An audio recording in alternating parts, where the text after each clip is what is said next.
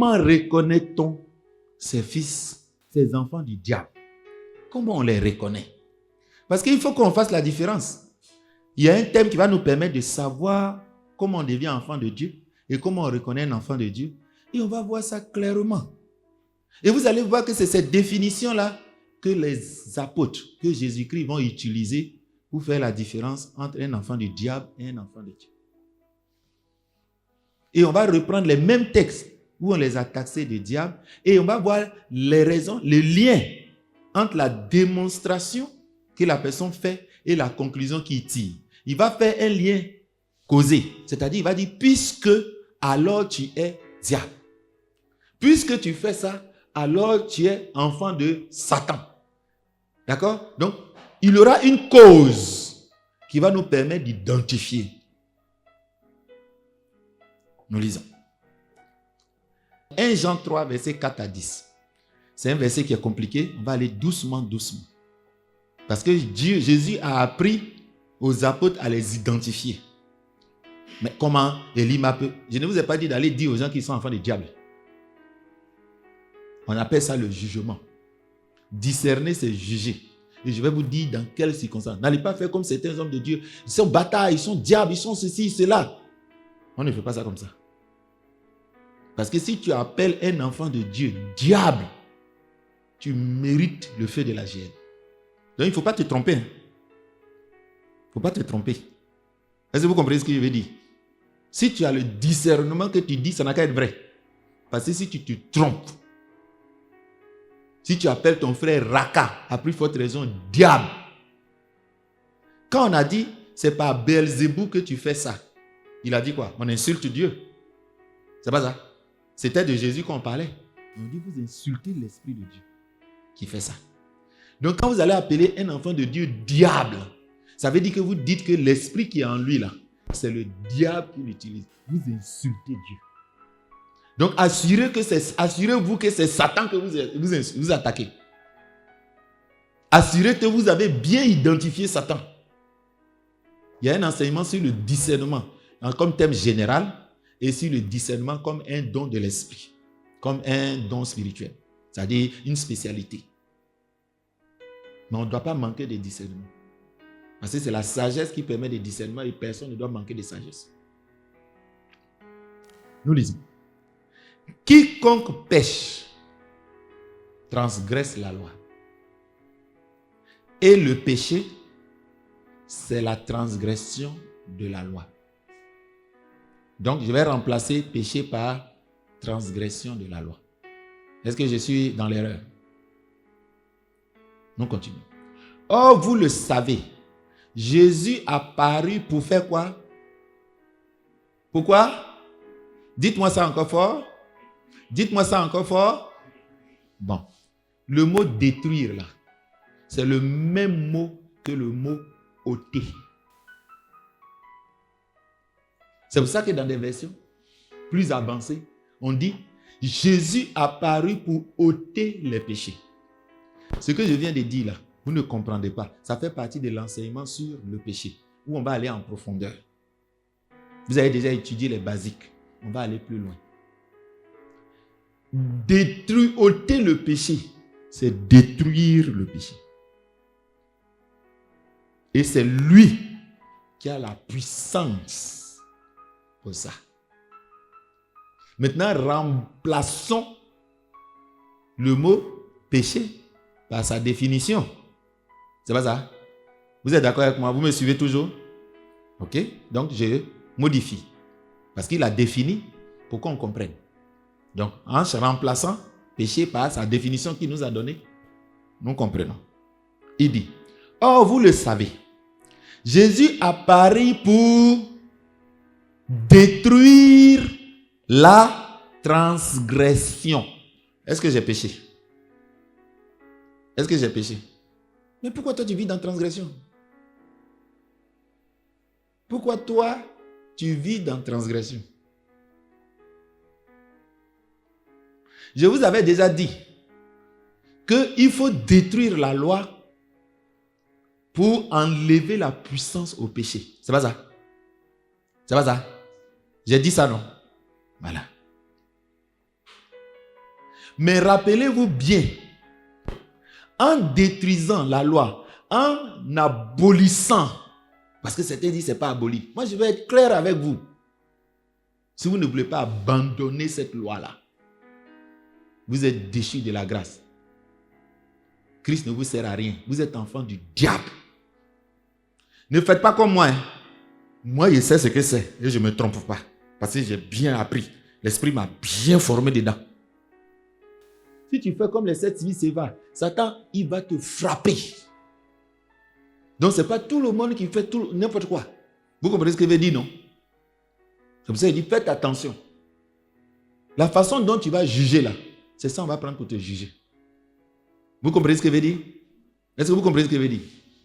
On dit qu'il n'a pas dit à Satan, il n'a pas injuré, mais lui a dit que Dieu te réprime.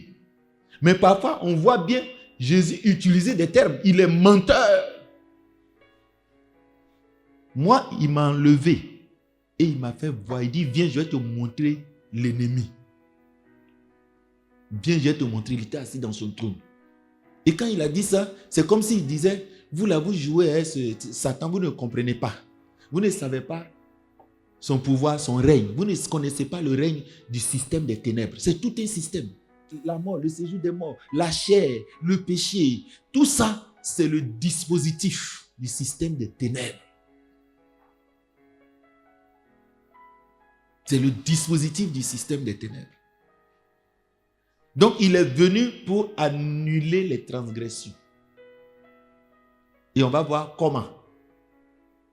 Si je coupe un arbre, fruit va produire encore. Si je coupe un arbre, fruit va produire encore. On est d'accord? Donc, pour éviter que le péché se manifeste dans la vie, qu'est-ce que je dois faire? Dites-moi fort. Je dois... vous commencez à comprendre. Donc, si le péché se multiplie dans ta vie, mon ami, tu as coupé. Si tu produis des ronces et des épines, tu as coupé. Je vais dire une autre phrase pour que vous compreniez mon langage spirituel. La Bible dit, il n'y a personne qui peut vivre sans péché. Je connais ce verset aussi. Mais je dis ce que je dis et je vais vous faire la distinction entre ces deux choses-là. Vous me suivez? Mais je ne veux pas aller rentrer dedans d'abord. Je fais doucement, doucement. Nous sommes en train de voir qui Satan domine. Comment Satan les utilise. Quels sont ceux qui sont à la disposition de Satan pour mettre en place ses ruses. Toi, tu ne vois pas esprit. Tu ne vois pas esprit. Mais on va voir dans la Bible, un esprit ne vient pas dire bonjour, je suis là. La plupart des hommes là, ils ne sont pas sorciers. Sorcier, c'est une spécialité dans le monde des esprits et dans le monde des ténèbres. Vous comprenez ce que je veux dire? Tout le monde n'est pas sorcier. D'accord? Quiconque demeure en lui ne pêche point. Bon, pour ne point pécher, on dit, si tu demeures en lui, tu ne pêches point. Je ne vais pas rentrer dans un autre thème. On continue. Quiconque pêche, c'est présent, non? Quiconque pêche, c'est le présent, non? Est-ce qu'on est d'accord? Vous savez que dans la langue hébreu et la langue grecque, il y a des conjugaisons.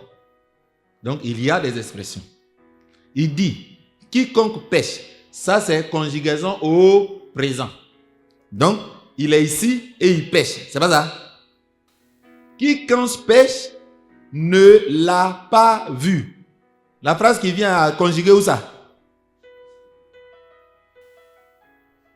Donc, il y a un passé qui fait que ce monsieur-là, comment on explique son pêche? Quelqu'un me comprend? Comment on explique son pêche? Quelqu'un me comprend? C'est que quand on regarde dans la vie passée de ce monsieur, il n'a jamais rencontré Jésus-Christ. Oh, quelqu'un comprend quelque chose? Je suis dans l'erreur? Je reste biblique, non? Il faut que je traduise cette pensée de Dieu. On devrait dire normalement, quiconque pêche, c'est qu'il ne sera pas enfant de Dieu. Ou bien, si quiconque pêche, il n'est pas enfant de Dieu. Mais on nous dit C'est parce qu'il ne l'a pas rencontré. Il ne l'a jamais vu. C'est pour cela qu'il pêche. Le mot péché là, il pêche là. On va chercher sa définition.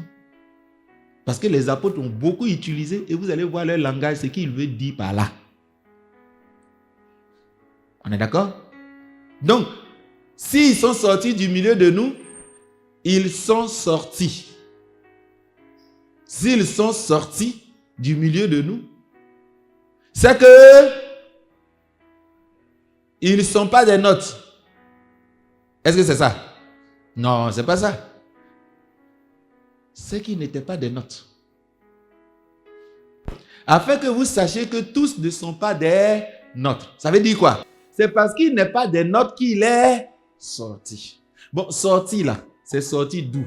De l'église? Non, mes frères. C'est sorti du milieu de nous.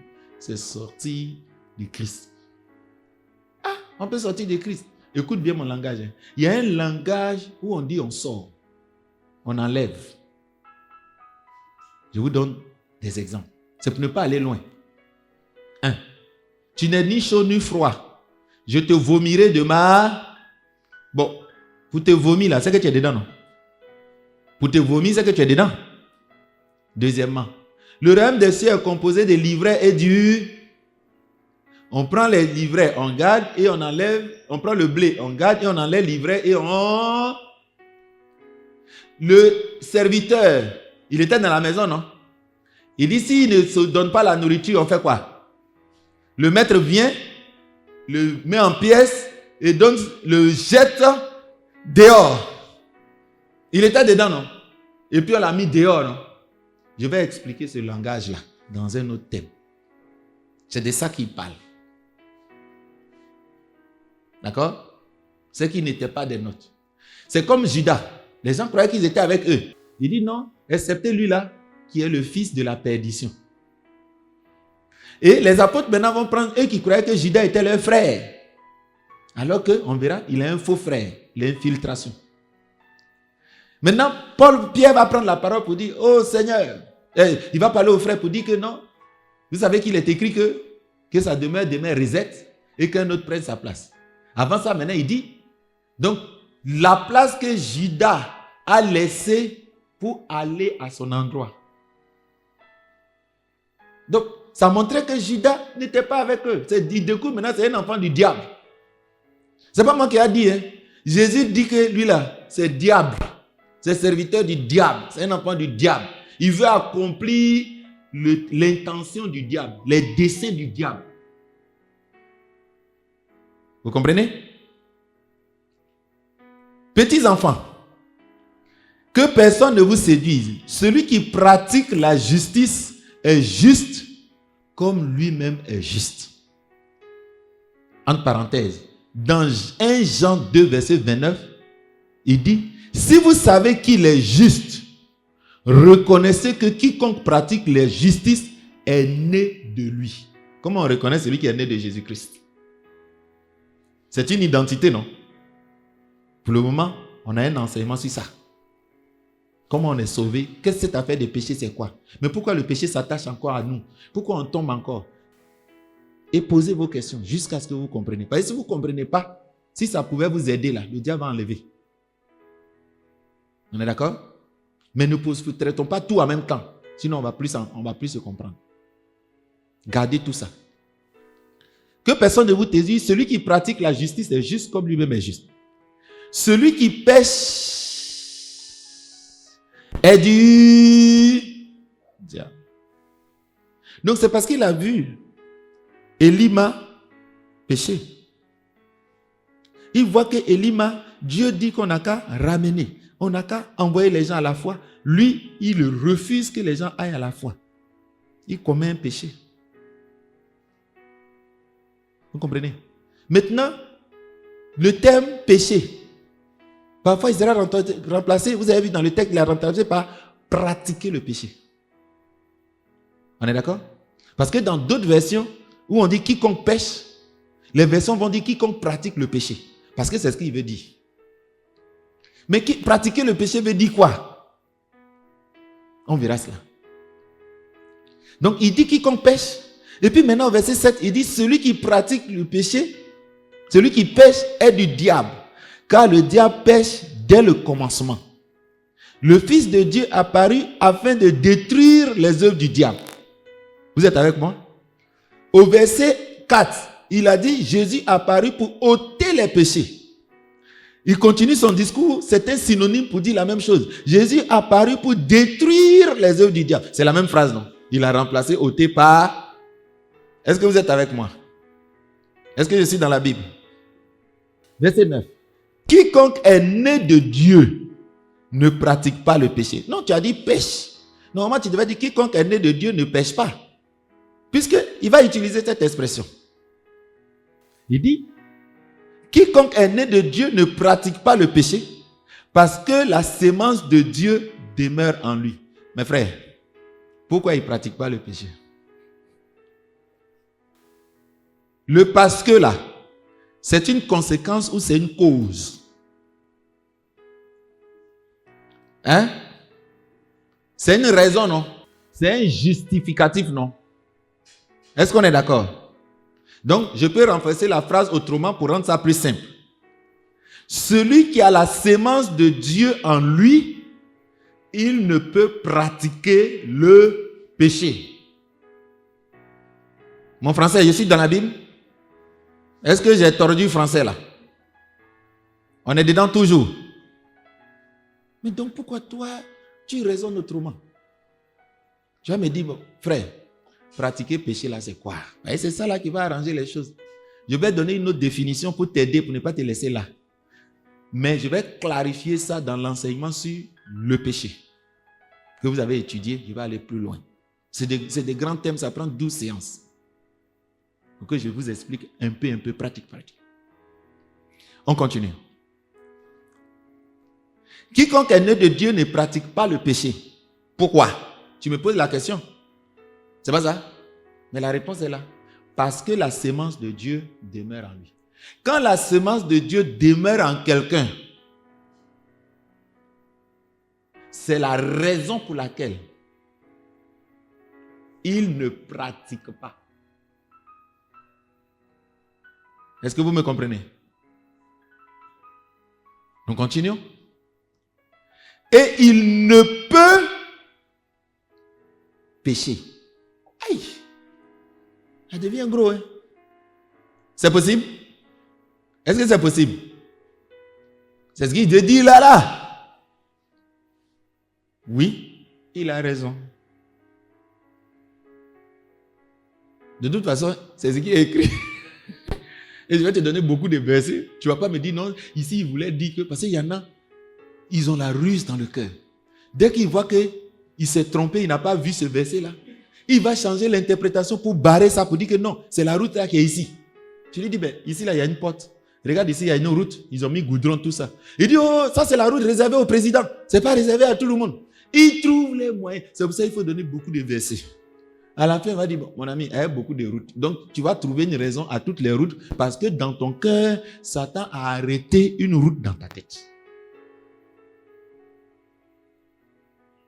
C'est ça. Donc, toi, tu es devenu le guide des croyants. Celui qui fait tomber un enfant de Dieu dans le péché.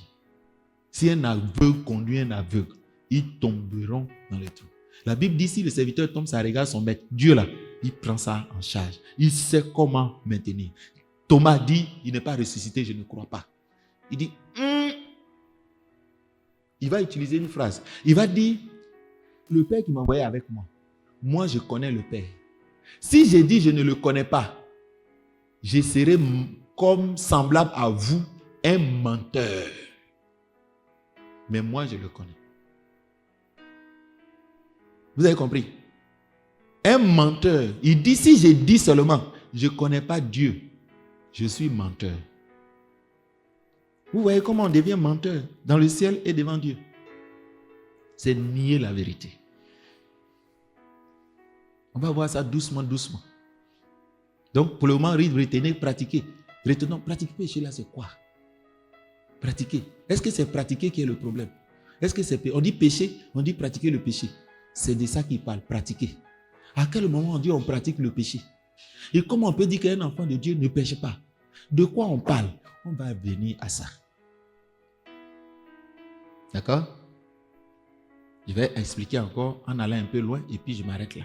Pour qu'on continue, notre sous-thème ici, qu'on est en train de voir, le point sur lequel on est, qui Satan gouverne? Il a un royaume. Ah bon, Jésus, qui est dans son royaume? Entrer au royaume de cieux, entrer au royaume de Satan. Comment on rentre dans le royaume de Satan? Il gouverne, c'est qui? Bon, royaume, ça veut dire qu'il a pouvoir, il a des gens qui le servent. Il dit, si mon royaume était de ce monde, mes serviteurs me défendraient. Donc, si le royaume de Satan est là, ses serviteurs vont travailler pour lui et dans ses objectifs et dans ses intentions. Comme nous aussi, nous en tant que serviteurs de Dieu, nous cherchons à travailler dans les objectifs de Dieu. Mais toi, tu travailles dans tes propres objectifs. On va voir ces deux éléments. Il y en a qui travaillent pour leur propre vente. Ils ne savent pas qu'ils divisent l'église alors que le corps ne doit pas être divisé. Mais il fait ça parce qu'il veut dire que c'est lui qui est bien et tout ça, et il mélange les frères. Et il a des problèmes des frères, il ne règle pas. Il n'arrive pas à vivre avec ses frères, à pardonner, à vivre ensemble avec les gens. Qui tu es en train? C'est quel objectif tu vises? C'est pour ça qu'il dit ne confondez pas but, objectif, et puis ce que vous êtes en train de faire. Ce que tu fais là, c'est dans quel objectif? Il y a des choses qui t'arrangent, qui n'arrangent pas Dieu. Donc quand on va combattre ça, tu vas dire qu'on te fait du mal. C'est pas ça. Tu vas dire qu'on te fait du mal. Est-ce que vous m'avez compris? C'est comme ça, il y a des choses que des gens vont faire pour Satan. On va leur dire de ne pas faire. Ils vont dire que nous, on est mauvais, c'est nous qui sommes diables. Parce que ça les arrange, ça fait du bien, ça va les aider à avancer. Et toi, tu dis que tu n'es pas d'accord. Tu dis qu'ils n'ont qu'à apprécier. Tu dis que tu vas les mettre à l'écart. Pour le moment, vous ne comprenez pas mon langage. Allons-y et puis je vais vous donner, comme on a fait, je vais vous donner les illustrations. Pour bien les outils, pour bien interpréter, pour bien comprendre les textes que vous avez. Nous continuons. C'est par là que et il ne peut pécher parce qu'il est né de Dieu. Bon, là, il y a une cause aussi, non? Pourquoi il ne peut pas pécher? Hein? Bon, toi, tu es né de... Dans l'église, quand même, on est né de Dieu. Mais toi-même, tu dis la phrase là. Tu n'as pas compris, hein? Tu dis ça tous les jours. Tu récites la parole de Dieu. Mais tu vois que tu regardes ta vie, tu dis, mais dans ce cas, pourquoi il y a ça? Mais commence par chercher à résoudre ça. Commence par chercher à résoudre ça. Et je vous dirai pourquoi quand on va voir l'enseignement sur le péché. Pour le moment, celui qui pratique le péché, on dit qu'il n'est pas né de Dieu. Parce que si tu es né de Dieu, tu ne peux pas pratiquer le péché. On est d'accord? C'est par là que se font reconnaître les enfants de Dieu et les enfants du diable. On est d'accord? On est d'accord? Donc si on veut reconnaître un enfant du diable, il faut qu'on regarde s'il pratique le péché. Donc on va prendre cette définition pour aller voir partout. Les gens ont dit, lui là il est diable, enfant de diable. Tout ça là. Les définitions qu'on donne de leur nom là. On va lire dedans. Ils vont nous dire pourquoi toi Paul, tu n'as pas été enlevé au ciel, tu n'es pas Jésus. Toi tu peux voir Esprit Saint dans le cœur de quelqu'un. C'est Dieu qui voit dans le cœur. Et puis tu dis que lui là c'est enfant du diable. Sur quoi tu te bases pour dire ça? Et c'est pour ça qu'il dit Paul va faire même une prédiction. C'est-à-dire il va annoncer d'avance des choses. Il n'a pas peur de se tromper. Il est sûr que cette prophétie-là va se réaliser. De toute façon, Jésus l'a déjà dit. D'accord? Vous êtes avec moi? On évolue. On va maintenant aller discerner comment on reconnaît les enfants du diable et puis comment le diable agit avec eux dans les ruses. Le diable planifie les ruses et c'est eux qui sont chargés de mettre en œuvre. Vous comprenez? Et on va voir beaucoup d'exemples. Donc, il faut faire attention de discerner qui le diable a préparé pour venir te faire violer la parole de Dieu. Quelqu'un me comprend? Quelqu'un m'a compris? On doit s'exciter à la vérité, à l'obéissance et non pas nous amener à pécher. Il dit, gare à celui qui va faire tomber un des enfants de Dieu dans le péché. On doit s'aimer pour nous exciter à la charité. C'est ça la loi de Dieu, l'amour. Tout ça, ce sont les fruits de l'amour. On se comprend? Ça commence à venir? On lit. Jean 8, 30, 47. On va maintenant comprendre Jean 8, 30 à 47 et puis on va aller dans les ruses du diable. On va aller lire tous les cas de ruses. Et vous allez voir que ce sont ces 3 principes-là que vous devez faire attention. Ne regardez pas les yeux de la chair. Vous dites ça me fait plaisir. Aie des yeux spirituels. C'est une vie spirituelle qu'on t'a donnée, pas une vie charnelle. La chair est là, mais ne vit pas selon la chair. Vis selon l'esprit. Comment on vit selon l'esprit? Comment on vit selon la chair? Tant que tu vis selon la chair, tu vas pécher. Mais si tu marches par l'esprit, tu n'accompliras pas les désirs de la chair. C'est écrit comme ça, non, mes frères? C'est écrit comme ça, non? On va expliquer ça. Comme Jésus parlait ainsi, plusieurs crurent en lui. Ils ont cru ou n'ont pas cru? Ils ont cru ou n'ont pas cru? Ils ont cru, non? Comme quand tu vois les gens en croix là, tu as dit que c'est des enfants de Dieu, non? Hein? Tu as fini de prêcher, tu dis qui croit? On tend la main, on dit ah, venez, on vous baptiser. Désormais, vous êtes enfants de... C'est pas ça. Est-ce que quand on les baptise là, Satan sort de leur corps? Est-ce que le baptême là, ça délivre du péché, des démons? Il a cru, non? On continue? Vous connaissez déjà ce texte, je vais aller sur 2 points précis. Et il dit aux Juifs qui avaient cru en lui, pas à ceux qui n'ont pas cru, c'est à ceux qui ont cru. Si vous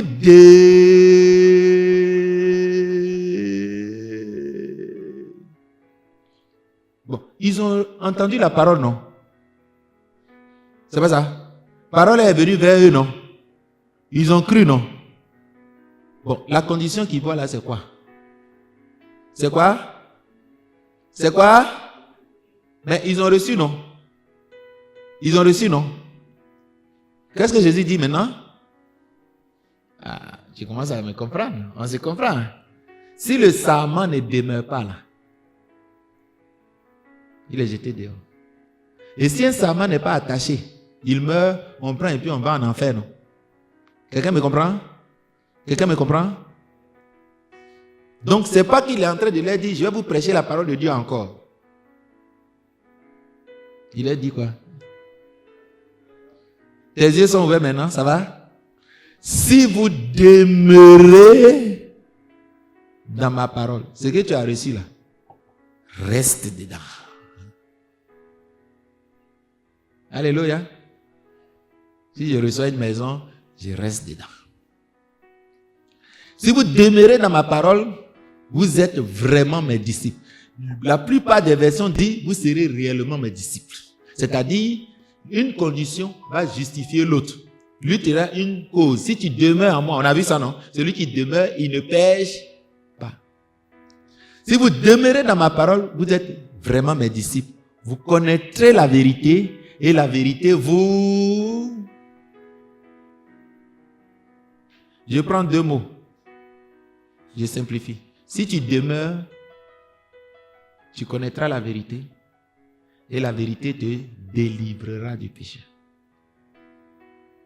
Quelqu'un m'a compris? Est-ce que quelqu'un commence à me comprendre? Est-ce que vous commencez à voir? J'ai la foi. On m'a prêché l'évangile, j'ai reçu l'évangile. Tu demeures. Tu demeures. Ça commence à se clarifier. Donc ça fait partie des mots qu'on va étudier quand on va voir le salut et quand on va voir le péché. C'est clair? Il n'a pas dit que parce qu'il t'a prêché l'évangile. Il a ajouté quelque chose. Il dit il y a beaucoup d'appelés, peu de lui. Par la parole de Dieu on appelle. Mais il y en a qui demeurent. Ceux qui demeurent connaissent la vérité. C'est quand tu vis avec quelqu'un que tu le connais. Si quelqu'un garde ma parole, mon Père et moi, nous viendrons habiter. Satan peut être avec lui. Il devient le temple de Dieu. Dieu là, il voyait son temple. La nouvelle Jérusalem qui est en haut là descend parce que Dieu vient. Dieu va partir avec toi. Est-ce que quelqu'un commence à me comprendre? Ça commence à venir? Ne vous trompez pas. Nous sommes dans les derniers temps. Ne vous laissez pas séduire. Servez le Seigneur. Il dit, il a suscité, Luc 1,14, il a suscité un puissant sauveur qui, après nous avoir délivrés de nos ennemis, donc toute cette délivrance nous permettra de marcher dans la sainteté et dans la justice tous les jours de notre vie. On doit pratiquer la vie juste. Il dit, cherchez le royaume des cieux et la vie juste. Le royaume des cieux, c'est le salut. Entrez dans le royaume des cieux. Et la vie juste. Pratiquer la justice. C'est le chemin du croyant. Il dit, c'est un chemin qu'aucun impie n'y passera. On se comprend? Ça commence à venir? Donc ceux-là ne dites pas qu'ils ont reçu l'évangile. Donc non. Il leur a dit, si vous demeurez, vous serez réellement mes disciples. C'est pas ce qu'il a dit. Cette phrase-là revient souvent dans les Écritures. C'est pour ça qu'ils ont cru. La foi là, ce n'est pas la nouvelle naissance. C'est un moyen pour être sauvé. C'est comme la repentance. Celui qui se repent est sauvé. Judas s'est repenti, il n'est pas sauvé. Tout ça là, je vais expliquer ça. La repentance n'est pas le salut, n'est pas la nouvelle naissance. C'est un moyen. D'accord? On continue. Vous connaîtrez la vérité et la vérité vous affranchira. Il lui répondit, nous sommes la postérité d'Abraham et nous ne fûmes jamais esclaves de personne. C'est comme la femme samaritaine. Jésus, lui, il parlait langage spirituel et il parlait langage physique. Nous là, tu ne vois pas notre peau là. Nous, on est juifs, hein? C'est Abraham qui nous a accouchés. Les deux là, ils ne parlent pas le même langage. C'est la même chose qu'on fait dans les Écritures. Le langage spirituel, quand Dieu en parle, on voit le langage physique. Le langage spirituel, quand on en parle, les gens voient le langage physique. On n'a jamais été esclave de quelqu'un. Vous connaissez la vérité et vous ne serez plus esclave. Puis quoi? Nous, on n'a jamais été esclave de quelqu'un. Comment tu dis, vous deviendrez libre? Il reprend. En vérité, je vous le dis, leur répliqua Jésus. Quiconque se livre au péché est esclave du péché. Ça, c'est spirituel. Comment je suis esclave du péché? Moi, je couche avec les gens et puis je suis à l'aise. Tu dis, je suis esclave. Chaque jour, j'ai envie, je me satisfais. Tu dis que non, je suis esclave. Donc, Jésus parle un langage spirituel et il parle un langage physique. Or, l'esclave ne demeure pas toujours dans la maison. Il y a demeuré qui est là. Le fils, il demeure toujours. Donc, il y en a qui sont dans la maison, ils croient qu'on va les garder, on va les vider. Si donc le fils t'a franchi pour demeurer là, il faut que le fils t'affranchisse. Pour t'affranchir, il faut demeurer dans la vérité. Pour demeurer en Christ, tu connaîtras la vérité et la vérité va t'affranchir. Qui est la vérité? C'est Christ. Demeurer en moi. Et on va étudier demeurer. Il dit, vous serez réellement libre. Donc, nous, comment tu dis, nous deviendrons libres? On n'a jamais été esclaves, on est libre. Il dit non. C'est quand on t'a franchi du péché que tu es réellement libre. D'accord? Il y a libre, faux libre, et puis il y a vrai libre. Il y a liberté physique. Tu te balades à Abidjan, et puis il y a liberté spirituelle. Tu es esclave spirituellement, tu es libre physiquement. Comme on dit, tu es mort, quoique vivant. Vous commencez à comprendre maintenant? Commencez à comprendre? Bon, moi je dis aux les frères, quand il y a des gens qui sont esclaves, on veut les délivrer, ils trouvent que c'est normal. Il regarde son statut là, il dit c'est un statut normal. Est-ce que oui, il comprend ce que ça s'appelle être esclave? Est-ce que tu demeures? Est-ce que tu pratiques? Est-ce que la sémence de Dieu est en toi? Voilà les questions qu'on va résoudre. Je continue. Je sais que vous êtes la postérité d'Abraham. Ah! Il dit non, nous on est de la postérité d'Abraham, on n'est pas esclaves. Il dit non, l'esclave dont je parle là, c'est le péché. Maintenant, revenons sur la postérité d'Abraham.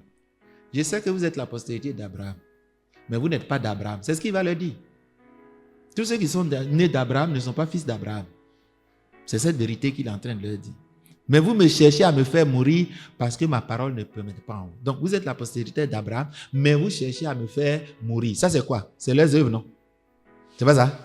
Ils veulent commettre un meurtre. Et je vais vous prouver dans ce texte que le meurtre là, c'est l'intention de Satan. Eux-mêmes, ce qu'ils cherchent là, c'est pas ça. On va voir que Satan va leur inspirer de tuer Jésus parce que c'était l'intention de Satan depuis. Et Jésus va faire fonctionner deux mondes. Il va parler du fonctionnement de Satan. Chaque fois que quelqu'un va faire... Il y a des gens qui vont faire des choses, il va dire que c'est Satan. C'est Satan qui est derrière. Il y a des gens qui ont fait comme ça, ils disent, oh, c'est Satan qui fait ça. Et on va voir deux mondes. Des gens qui sont en train de penser mal, et puis Jésus va dire que c'est Satan qui leur dit ça. C'est Satan qui est en train de leur parler. Et on va voir donc qu'il y a des choses que je fais dans ma vie, c'est Satan qui me fait faire ça. C'est à ça que je veux vous montrer à la pratique. Comme il gouverne le monde, il gouverne des individus, il va utiliser les gens. Donc, comme la chair est chez vous aussi, le chrétien aussi a la chair, non? C'est pas ça? Donc, si on enlève la chair, là, Satan ne peut plus te tenter. D'accord? Mais tant que tu as la chair, il espère pouvoir te téléguider. Il espère pouvoir te ruser ou t'utiliser par la ruse pour satisfaire, lui, ses désirs. Vous comprenez? Il dit ceci, suivez-moi bien. Je dis ce que j'ai vu chez mon père. Jésus à son père, d'accord? Je dis ce que j'ai vu chez mon père et vous faites ce que vous avez... Qu'il y a et moi? Entendu de la part de votre père. Depuis quand ils ont parlé à Satan? Jésus dit, moi je veux faire la volonté de Dieu. Mais vous, moi, il dit ce que j'entends dire le Père, c'est ce que je fais. Il dit, vous là, vous avez entendu des choses de votre Père. Ce que vous voulez faire là, c'est lui qui vous a dit de faire ça. Est-ce que quelqu'un me comprend? Je veux vous montrer que Satan inspire ses projets à des individus. Et on va voir les textes dont Jésus parle. Et on va voir l'intention du diable. Et on va voir l'intention des gens. On va voir ce qu'eux, ils gagnent. Mais en réalité, c'est Satan, c'est la volonté qu'ils sont en train de faire. Donc, on est en présence de deux personnes. On a Jésus qui sait son Père, qui a entendu les choses de son Père et qui veut faire la volonté de son Père. Et il y a ces gens qui ont cru là. Ils cherchent à tuer Jésus. Or, Satan, Jésus va dire que Satan cherche à le tuer. Il dit que c'est l'intention de Satan. Mais Satan cherche à le tuer pourquoi? On va aller au fond. Donc, ils servent la cause de Satan. Mon frère, entre nous, revenons maintenant dans la chair. Vous pensez que c'est là qu'ils ont causé à Satan? Vous pensez que Judas, il a vu un Satan, et puis Satan dit, Judas, Satan, mon papa chéri. Aujourd'hui, là, il n'a qu'à faire quoi?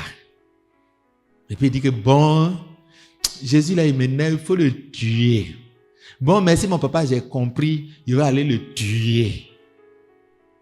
Est-ce que c'est ce qui s'est passé? Mais donc, pourquoi Jésus les accuse?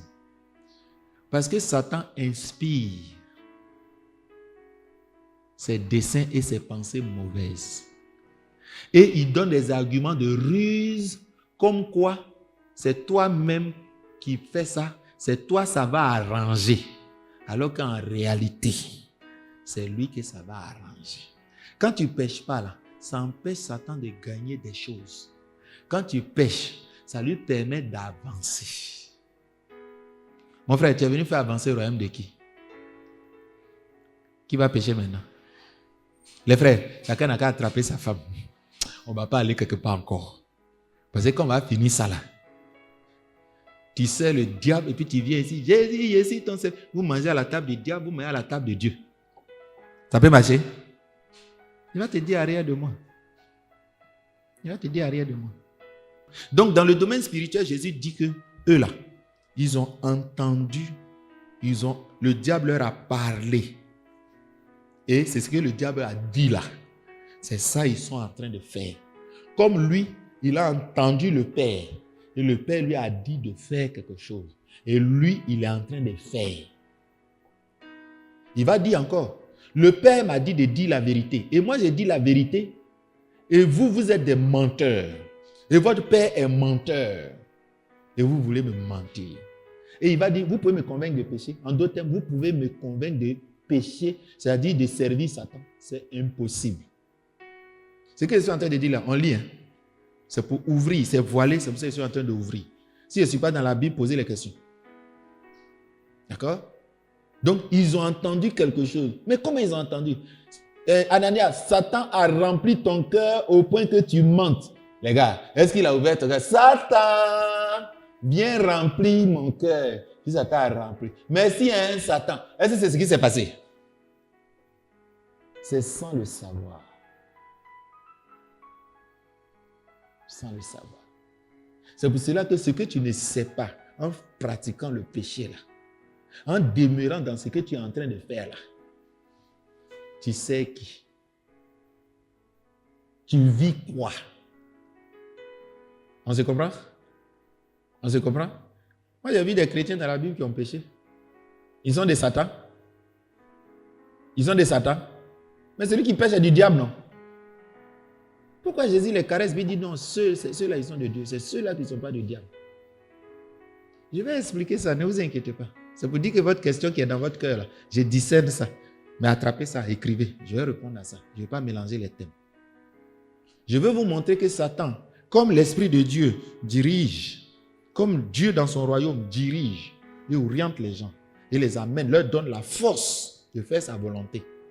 C'est comme cela Satan répand sa puissance pour amener les gens à faire sa volonté. Alléluia. Je dis, mais pour Dieu, là, quand on fait, on sait qu'on fait pour Dieu. Mon frère, ce n'est pas toujours vrai. Mais pour Satan, quand on fait, comment on fait? On peut ne pas savoir. Non, on doit savoir pourquoi on reste dans l'ignorance, alors que pour Dieu, là, on n'est pas dans l'ignorance. Pour Dieu, tu es dans l'ignorance.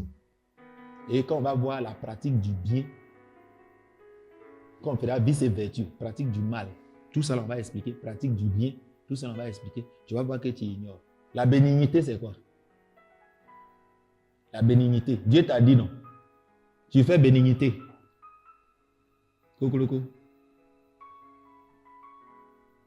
Mais il y en a qui sont dans la bénignité, ils ne savent même pas que c'est ça qu'on appelle bénignité. Donc tu fais la volonté de Dieu, mais tu ne sais même pas que ça c'est la volonté. C'est comme Abraham, ça va sans savoir où il est. Il se dit, mais ça là c'est quoi? C'est la volonté de Dieu. Je donne le texte. Matthieu 25. J'ai eu faim, vous m'avez donné à... Et puis il pose question. Bon, Jésus, c'est quand? Ils savent ou ils ne savent pas? Ils savent ou ils ne savent pas? Ils ont fait ou ils n'ont pas fait? Sans le... On dit que hospitalité. Des gens ont hébergé des anges. Ils ont exercé l'hospitalité en le sachant. En le sachant. Donc c'est possible? C'est possible. D'accord? Donc parfois on sait le diable. On ne sait pas que c'est le diable qu'on sait. Et le discernement des ruses du diable, c'est pour que dorénavant vous sachiez quand vous servez le diable, quand vous servez Dieu. Alléluia. Alléluia.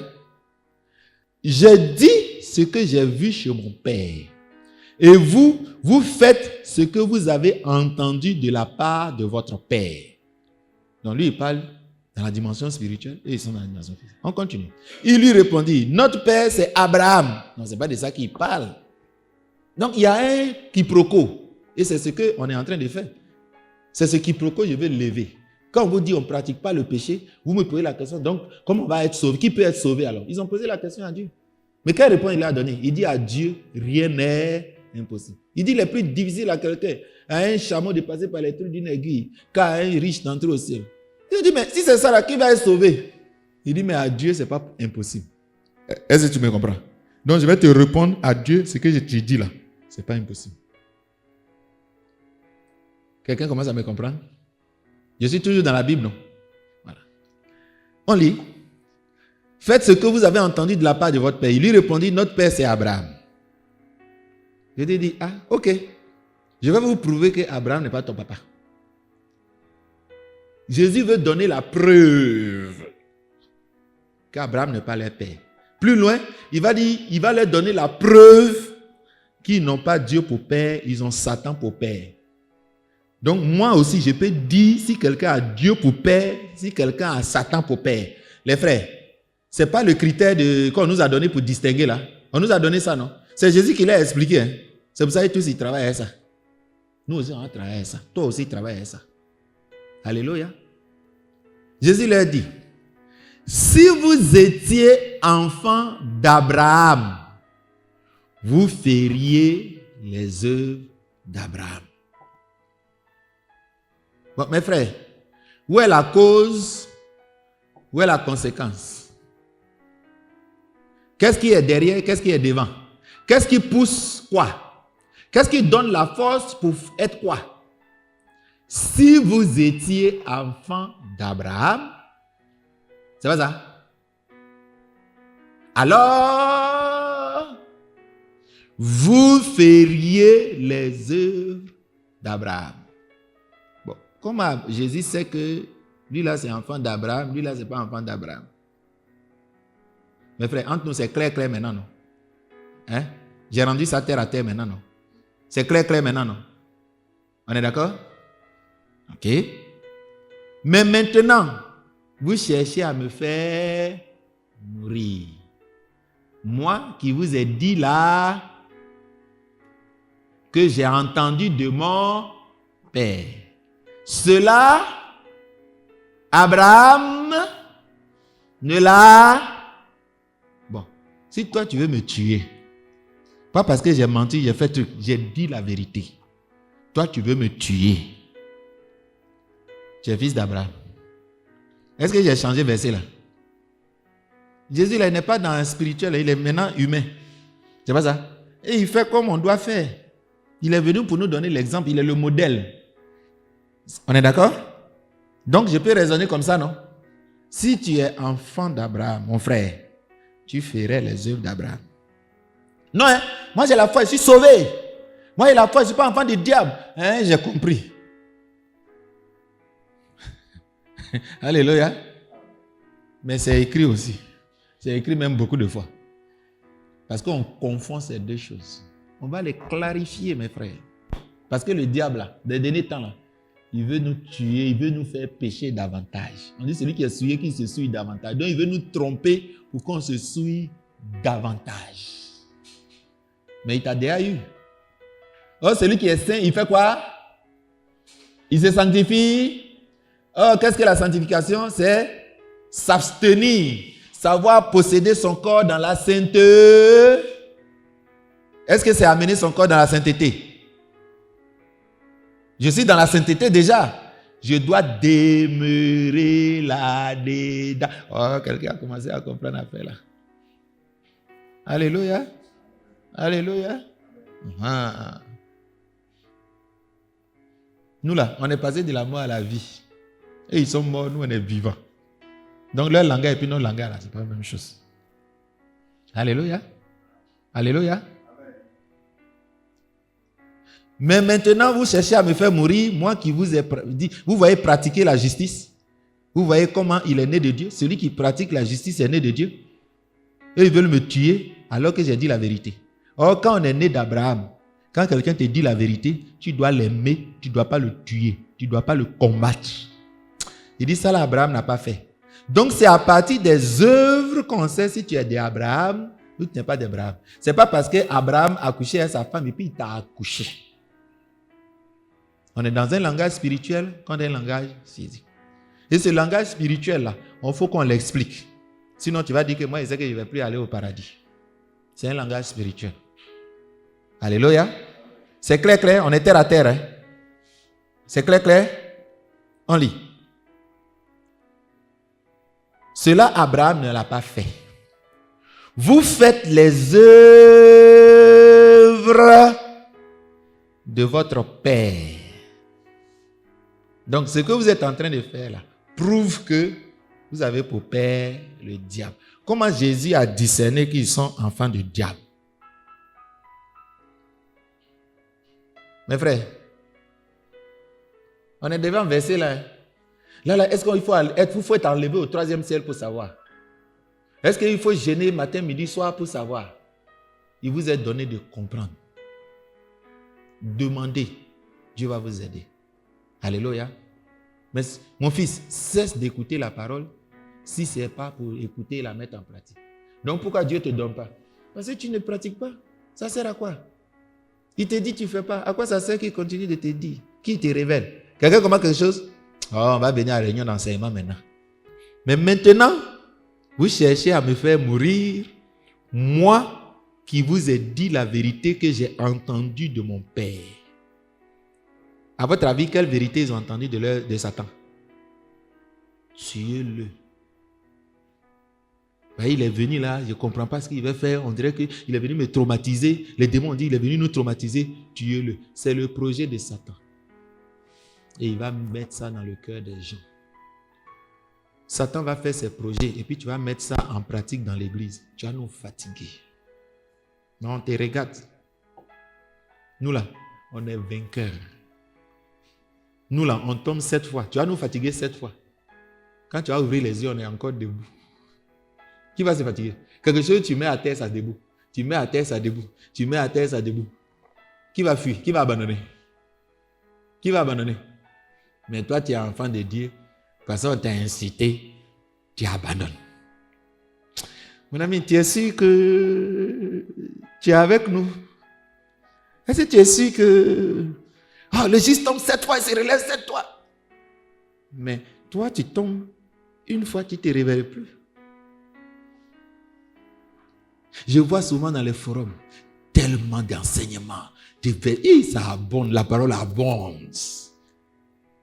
Mais je ne vois pas la pratique. Ça sert à quoi tout? Souvent je lis, je dis, si les gens pouvaient pratiquer ça là, c'est qu'eux-mêmes ils expliquent là. Si les gens, le groupe là comprend ça là. Mais il y a longtemps on est devant. Tout le monde lit pour mettre dans le portable. Personne ne veut faire. Celui-même qui prêche ça, tu dis, il a compris ça. Mais à la pratique, c'est lui qui fait le contraire. Ne faisons plus ça. Alléluia. Ne vous trompez pas par de faux raisonnements.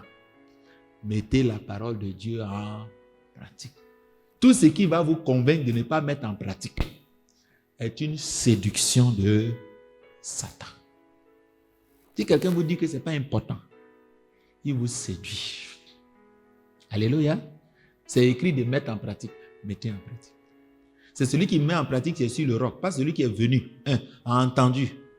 Il y a un qui est venu. Il dit, il est comme celui qui est venu. Celui qui ne met pas en pratique. Celui qui ne prend pas en pratique. Il est comme celui qui vient à moi, entend mes paroles et les met en pratique. Il a planté sur le roc. Celui qui vient à moi, entend mes paroles et les met pas en pratique. Il est venu, il a entendu. Il est à l'église, non? Mais il ne met pas en pratique. Il y a un qui est sur le sable, il y a un qui est sur le roc. Alléluia. Alléluia. Est-ce que quelqu'un comprend quelque chose? Demeurez en Christ, mes frères. Alléluia. Il dit, mais maintenant vous cherchez à me faire mourir, moi qui vous ai dit la vérité que j'ai entendue de ce Dieu. Cela, Abraham ne l'a point fait. Vous faites les œuvres de votre père. Il lui dit, nous ne sommes pas des enfants illégitimes. Le mot illégitime veut dire, nous ne sommes pas des enfants d'une femme adultère. Donc, qui n'héritent pas. Nous, on est de la vraie femme, on est de Dieu. C'est pour ça qu'il dit, nous ne sommes pas des enfants illégitimes. Nous avons un seul Père, Dieu. Jésus reprend encore l'exercice. Ton Père, c'est Dieu, non? Tu es enfant de Dieu. C'est pas ça? Quand tu dis ton Père, c'est Dieu, c'est que tu es enfant de Dieu, non? Donc Jésus dit, bon, d'accord? Si Jésus leur dit, si Dieu est votre Père, si Dieu sera votre Père, cause si, le fait que si Dieu était votre Père, vous m'aimeriez. Il dit, celui qui ne pratique pas la justice n'est pas né de lui, non plus celui qui n'aime pas son frère. Il nous a donné le critère, non? C'est Jésus qui leur a dit ça. Donc Jésus dit, moi j'ai une vérité. Il dit, si Dieu était votre Père, vous m'aimeriez. Est-ce que c'est un problème d'aimer? Si Dieu est ton Père, tu vas aimer. Est-ce qu'on a dit, c'est quand tu vas aimer que maintenant tu vas voir Dieu et puis Dieu va dire, ok, bon, maintenant tu es mon Père. Est-ce que c'est comme ça? Est-ce que c'est comme ça? Est-ce que c'est comme ça? Il y en a qui pratiquent les bonnes œuvres pour mériter encore le salut. Est-ce que j'ai dit ça? C'est pour ça que je vous montre ça. Si Dieu est ton Père, alors tu aimeras Dieu. C'est clair? Tu aimeras Jésus. Est-ce que c'est clair? Sinon, il y a beaucoup de religions. Ils disent, ils aiment Dieu. Mais quand ils voient Jésus, là, ils disent, oh, on ne veut pas venir à lui. On s'en fout de lui. Ils aiment Dieu. Mais c'est parce qu'ils n'aiment pas Dieu. Ils ne peuvent pas aimer Jésus-Christ. Quelqu'un me comprend? Le voile est là. C'est quand on se convertit, le voile quitte. Ils sont convertis? Convertissez là au lieu de faire des débats. Ils ne comprendront rien. Tu vois Anne et puis tu dis, bon, aloko, c'est banane, on découpe, on met dans l'huile et puis on grille. On dit, mais qu'est-ce que tu es en train de faire? Tu ne suis en train d'expliquer à Anne là, qu'est-ce qu'on appelle banane. Tu es fou ou tu n'es pas fou? On dit, quand on lit Moïse dans les synagogues, le voile est là. Quand il y a voile, est-ce que tu peux comprendre? Les voiles, c'est les yeux des spirituels. Et le voile, c'est la couverture des yeux spirituels. Ils lisent avec leurs yeux physiques, mais leurs yeux spirituels, ils ne comprennent pas. Ils ne voient rien. On est d'accord? Mais qu'est-ce qu'il faut pour qu'ils voient, qu'ils comprennent? Tu vas lui expliquer? Est-ce que tu vas lui expliquer? Non. La Bible dit, premièrement, c'est quand on s'est converti que le voile ôte. Vous comprenez? On dit, eux là, on leur dira, ils ne comprendront pas. Mais vous êtes destinés à comprendre. Vous comprenez? Mais vous devez expliquer les choses du christianisme à des gens qui ne sont pas convertis. Et puis vous êtes fâchés, qui ne comprennent pas, qui vous contestent, qui envoient des trucs pour vous contacter. Et vous êtes là, vous-même, depuis 1 an, 2 ans, vous faites des travails de bête. Paul dit, il faut arrêter les discussions. Tu expliques. Quand tu es en mission, là, c'est gagner âme. C'est pas ça. Paul prêche jusqu'à quand il voit que les gens se convertissent pas. Il dit, bon, vraiment, si vous avez rejeté, moi, il m'a ailleurs. Alléluia. Alléluia. Ne perdez pas votre temps. Vous faites tous vos efforts. Vous avez pitié d'eux. Jésus même a pleuré. Il a tout fait. Il a expliqué, parlé pour les aider à les sauver. Mais à un moment donné, là, il faut arrêter. Alléluia. Parfois, Père veut convertir quelqu'un. Dieu dit non. Ce n'est pas le moment. Après, on voit que dans ces gens-là, l'évangile est arrivé. Après, il y en a qui ont cru, il y en a qui ont... Donc, il y a des temps, parfois, que Dieu donne. C'est Dieu qui nous oriente. C'est Dieu qui connaît le temps. L'énigme éthiopienne, je ne sais pas si on lui avait parlé depuis le début. Il a dit, mais les brigands, là, le brigand de Jésus, là, ou bien, il n'allait pas faire. Il y a un temps. Il y a des gens, tu leur parles, ils disent, il ne vient pas. Un matin, il devient pasteur. Il dit, non. Il y a un jour, quelqu'un a prêché, il dit, il ne va pas à l'église. Je l'ai incité jusqu'à je l'ai chassé. Et puis un jour, je partais comme ça, et puis j'ai entendu encore la parole. Il dit, ah, le gars m'a donné, puis j'ai lu. Et puis c'est là, quand j'ai vécu telle situation, mon cœur a été touché. Et puis j'ai dit, j'ai donné ma vie à Dieu. Il a emmerdé le gars là. Il a emmerdé le monsieur là. Non, il y a un temps pour toutes choses. Quand vous faites jusqu'à...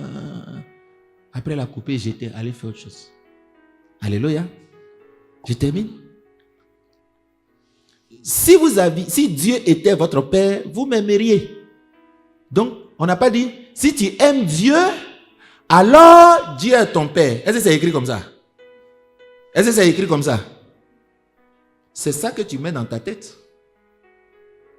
Alléluia. Alléluia. C'est ça que tu mets dans ta tête. On dit, si Dieu est ton Père, le si là, c'est ça, il faut travailler. Et puis le alors va venir. Si tu travailles bien, tu vas aller à l'université. Tu vas travailler ici, aller à l'université. Tu perds ton temps. Travaille ici, là. Quelqu'un me comprend? Ça commence à venir? On y va. Vous m'aimeriez, car c'est de Dieu que je suis sorti et je suis venu. Je ne suis pas venu de moi-même, c'est lui qui m'a envoyé. Maintenant, il dit, il a parlé jusqu'à il est fatigué. Il dit, bon, attends. Pourquoi vous ne comprenez pas ma parole? Est-ce que c'est ce qu'il a dit? Non. Il dit, pourquoi vous ne comprenez pas mon langage? Ils ont un problème de langage. L'autre a un langage spirituel et ils ont un langage physique. Ils ne comprennent pas la parole parce qu'ils ne comprennent pas le langage. Si quelqu'un ne comprend pas le langage spirituel, et puis il peut comprendre la parole. Donc arrêtez de dire, pourquoi tu ne comprends pas ma parole? Parce que tu n'es pas de Dieu. Non. C'est d'abord un langage. Il est baoulé, je parle BT. Est-ce qu'il va comprendre? Mais nous sommes charnels, la loi est spirituelle. On peut se comprendre. C'est possible? Voilà.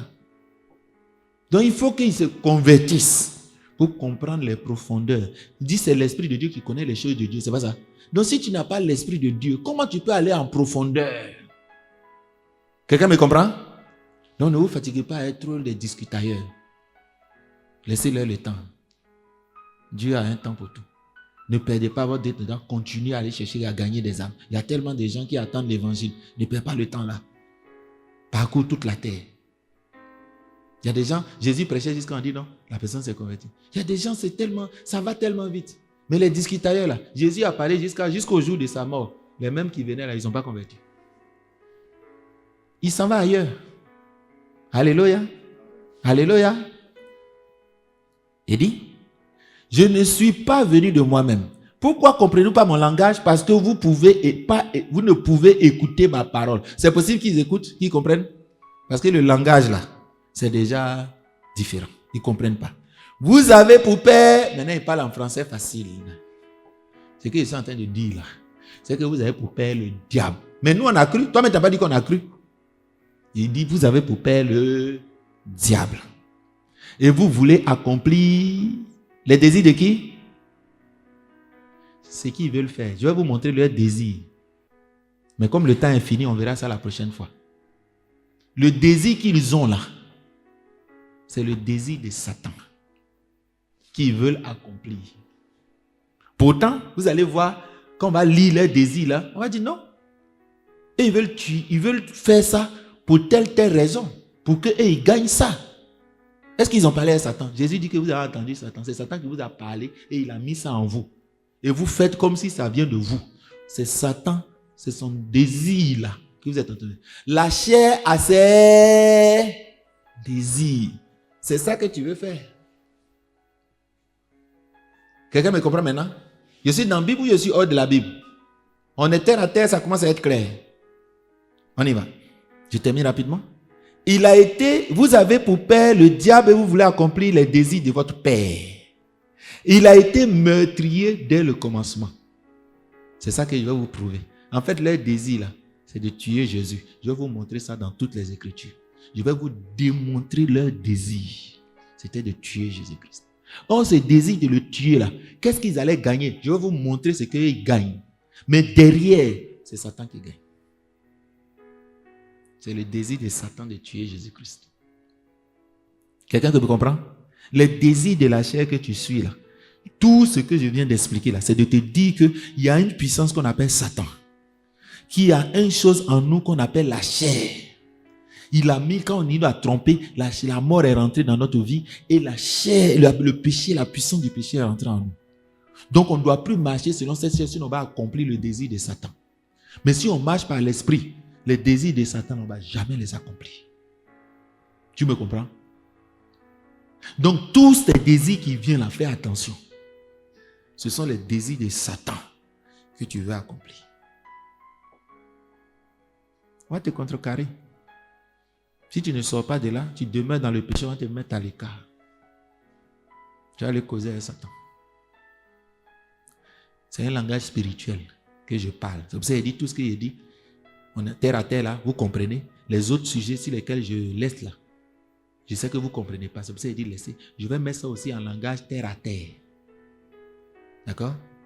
Pour que vous compreniez et que vous changez votre destinée. Et que les desseins, vous discernez la volonté de Dieu pour chercher à l'accomplir. Et d'arrêter de méditer des pensées pour satisfaire la volonté du diable. Et ce n'est pas compliqué.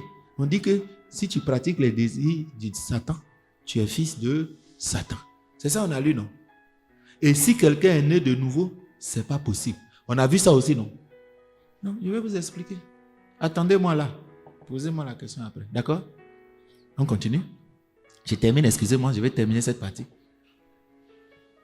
Il est meurtrier et ils veulent tuer Jésus-Christ. Et le fait qu'ils veulent le tuer là, ils pensent que c'est eux. Or, c'est Satan qui leur a dit ça. Ils ont entendu ça de Satan. Mais ils ne savent pas que c'est de Satan que ça vient. Il y a des gens qui entendent des choses, ils disent que c'est Dieu. Il dit les gens vont vous tuer, croiront rendre un culte à Dieu. C'est pas ça? C'est Satan. Paul, il veut détruire le christianisme. Qui c'est? Dieu? C'est Satan. Tout ça, là, on va regarder ça. Faites attention. Quand on vous dit Dieu a préparé les bonnes œuvres, Satan a préparé les mauvaises œuvres. Chacun a préparé les désirs, la volonté de Dieu, la volonté du diable. Les désirs de l'esprit, les désirs de la chair, ils sont opposés. Tu ne dois pas faire ce que tu veux. Pourquoi? Je ne suis pas venu faire non ma volonté, mais la volonté de celui qui m'a envoyé. Tu n'es pas libre de faire ce que tu veux. Tu es esclave pour faire ce que Dieu a dit. Quelqu'un a compris quelque chose? Alléluia. Alléluia. Quand on vit chez son papa, c'est ce que ton papa dit, on fait. Il dit, va te laver, tu vas te laver. Il dit, on fait ça, tu peux. C'est lui qui décide. Si tu ne fais pas, il va te casser. On se comprend? Et il ne se tient pas dans la vérité parce qu'il n'a pas la vérité en lui. Lorsqu'il profère le mensonge, il parle de son propre fond, car il est menteur et le père du mensonge. C'est pour ça qu'il a dit, si il dit qu'on n'est pas Dieu, je suis menteur comme vous. Et comme votre père est menteur, vous venez me mentir. Vous êtes en train de travailler pour dire que non, nous on n'a pas pour Dieu de faire. Vous êtes en train de me mentir depuis. Moi, je sais que votre père c'est le diable. Vous dites non, mon père c'est pas le diable. Vous mentez et vous faites le travail de mensonge et vous ne savez pas que ce que même vous êtes en train de dire là, c'est ça qui prouve que vous êtes satanique. Puisque vous mentez. Est-ce que je suis dans la Bible là? Il dit, vous avez les désirs du diable dans votre cœur. Il est meurtrier. Je vais vous prouver qu'il veut le tuer. Il dit, si je mens, je suis comme vous. Je vais vous prouver qu'il ment. Je vous ai déjà donné quelques textes et je vais vous montrer plusieurs textes pour voir ce qu'on appelle le mensonge. Quand la Bible parle de mensonge, ça n'a rien à voir tout de suite avec ce que vous êtes en train de raconter. Ça n'a rien à voir. Le mensonge là, c'est un état. Écoutez bien. Il dit, il est meurtrier dès le commun. Il ne se tient pas. Il ne demeure pas dans la vérité. Demeurer. On est d'accord?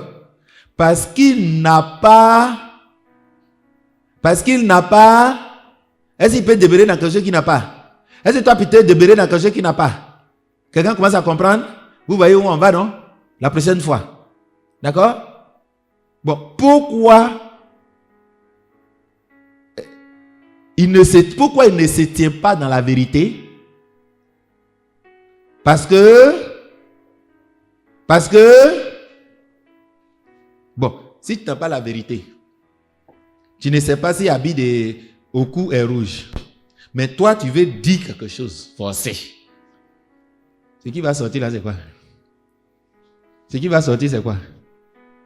Tu peux faire au hasard. Par exemple, on dit qui s'aime. Tu fais pour non. C'est que dans qui s'aime, là, il y a un qui est vrai, il y a une réponse qui est vraie, il y a une réponse qui est fausse, non?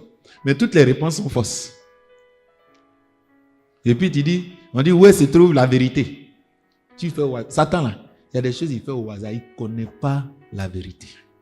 C'est quelqu'un comme ça, tu suis. Enfer, paradis, est-ce qu'il serait sauvé? Il ne sait même pas comment on fait pour aller au paradis. Tu le suis. Lui, il est le chemin. Il connaît la route. On verra l'enseignement sur la vérité. Ensuite, on dit, lorsqu'il profère le mensonge, proférer, c'est déclarer. Il y a une idée en bas, professeur, prophétie. Il en fait sa vie. Quand il profère le mensonge, il parle de son propre fond. C'est ce qui est dans ton fond là. C'est ça qui a sorti, non? Est-ce qu'il y a la vérité en lui? Est-ce qu'il peut dire la vérité? S'il y a la vie en toi, tu vas vivre la vie, non? S'il n'y a pas la vie en toi, tu vas vivre la vie? Tu vas vivre la vie? C'est ce qu'il dit. Il dit, lui là, il n'a pas la vérité. C'est pour ça que vous le voyez, de toute façon, il vit là. C'est mauvais seulement il fait. Il ne peut que faire. Quelqu'un me comprend? Quelqu'un me comprend maintenant? On verra ces deux choses à la suite. Il parle de son propre fond car il est menteur et le père du mensonge. Au contraire, moi, parce que j'ai dit la vérité, vous ne me croyez pas. Vérité contre mensonge. Qui de vous me convaincra de mentir? Je ne peux pas être comme vous. Vous comprenez maintenant le débat. Langage spirituel comme langage physique. Ils ne comprennent rien. Mais nous allons rendre clair cette dernière partie-là. Que Dieu vous bénisse. Nous retenons donc que Satan a un royaume. Satan a une puissance. Satan dirige des gens. Je vais vous donner un texte. Vous allez dire, mais toi, tu dis que Satan agit. La Bible dit que l'esprit, la puissance de l'air, le malin, il agit dans les fils de la rébellion. Vous connaissez le texte, non? Lisez bien ce texte. Il agit où? Donc, Satan peut agir dans ses enfants. Ce qu'on appelle les fils de la rébellion. On verra ça, j'ai préparé les textes pour ça. Donc, comme il agit, on va voir Satan agir dans la vie des gens dans la Bible. Et comme on sait comment il agit, on va savoir que c'est Satan qui est là. Je vous donne un exemple. Le serpent là, c'est qui? C'est plus tard qu'on a appris que c'est Satan. Mais si toi, tu pourrais savoir que c'est Satan. Mais comment les apôtres savaient que c'est Satan? Ils n'ont jamais su. Vous prenez tout l'Ancien Testament, personne ne l'a dit. C'est parce que Jésus, la vérité est venue de lui. Et depuis qu'il est passé par là, les gens ont dit que ça là, c'est Satan. Alléluia. Quand on va au ciel, la Bible dit maintenant, les gens du ciel disent que c'est lui le serpent ancien. Donc tu es obligé de comprendre ça maintenant pour aller interpréter l'Ancien Testament. Quelqu'un comprend? Est-ce que quelqu'un me comprend? Voilà. Il te faut des éléments pour aller comprendre. Alléluia. Donc Satan agit dans les fils de la rébellion parce qu'il est le prince d'un royaume. Et tous les morts, lui il tue les gens pour avoir beaucoup de gens. Donc il te fait passer à la mort et par la mort tu deviens pour lui. Quand tu meurs spirituellement, tu vas. Et pour ça, il faut qu'il te tue spirituellement par la transgression, par le péché. En mettant devant toi un commandement, et en te faisant transgresser ce commandement, dès que tu violes ce commandement, Dieu n'est pas d'accord avec toi. Dieu se retire de toi et puis Satan t'enchaîne. Parce que tu n'es plus de Dieu, tu es de Satan. Il t'enchaîne, il te prend. Désormais, il règne sur les mondes des ténèbres. On va voir le mot ténèbres et on va lire tout ça aussi dans les Écritures. C'est le royaume de Satan qu'on appelle le royaume des ténèbres. Jésus va utiliser l'expression pour expliquer que c'est le royaume de Satan. Et quand il sera à Gethsémane, il va dire que Satan est en train de venir. Pourtant, on voit des bandits, on voit des gens qui viennent avec Judas pour venir l'attraper. Il dit non, c'est leur heure. Il dit c'est l'heure. C'est votre heure, ceux avec qui il parlait. Il dit vous êtes venus faire quoi? Mais j'étais avec vous, j'ai parlé beaucoup et tout ça là. Mais c'est votre heure et celle de la puissance des ténèbres. Donc on voit, c'est votre heure. On sait que ce sont des gens qui sont là. Mais il y a une autre dimension. Il y a quelqu'un aussi qui gagne. C'est là, ils cherchaient, ils ont eu là. Ce qu'ils voulaient, ils ont eu. C'est leur heure. Mais il dit, votre heure là, c'est même chose à l'heure de Satan. La puissance des ténèbres aussi, ce sont l'heure. En fait, c'est quoi? La puissance vous utilise pour venir accomplir leurs désirs. Quelqu'un comprend quelque chose? Quelqu'un comprend quelque chose? Ah, la prochaine fois, on va commencer à voir Satan où Satan agit. Et maintenant, on va appliquer ça à notre vie. Et je vais vous décrire ce que Satan fait dans ses ruses, dans notre vie de tous les jours. Et je vais vous dire qu'une fille, coucher avec une fille qui n'est pas ta femme, c'est Satan. C'est un projet de Satan. Il veut t'enchaîner. C'est pas moi qui ai dit. Hein. On va lire. Et puis, je vais poser les questions. Et puis, on va comprendre. Alléluia. Que Dieu vous bénisse.